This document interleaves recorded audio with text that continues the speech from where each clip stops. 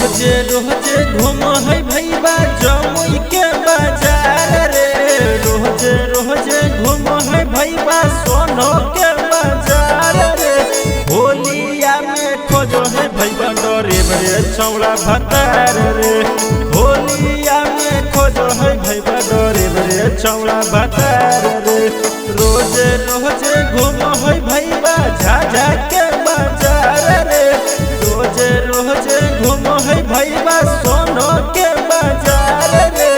होलिया में खोजो है भैया डरे बड़े छौड़ा भतार रे।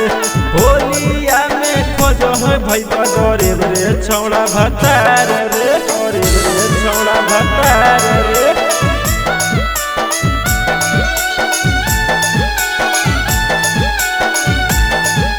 होलिया में खोजो है भैया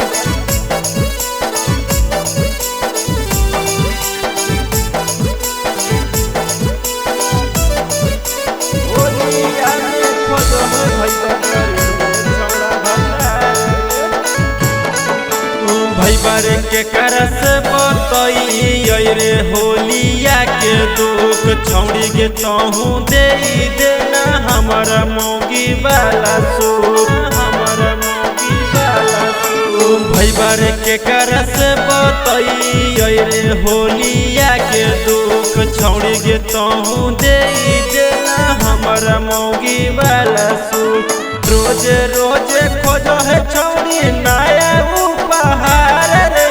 रोजे रोजे खोजो है छौड़ी नया उपहार रे। होलिया में खोजो है भैया डरे बड़े छौड़ा भतार रे। होलिया में खोजो है भैया डरे बड़े छौड़ा भतार रे। डरे बड़े छौड़ा भतार रे।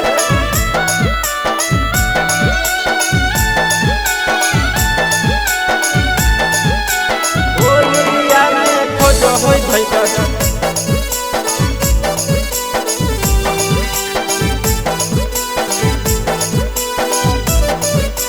होलिया में खोजो है भैया डरे बड़े छौड़ा भतार रे। होलिया में अपन जवानी करो है छौड़ी से।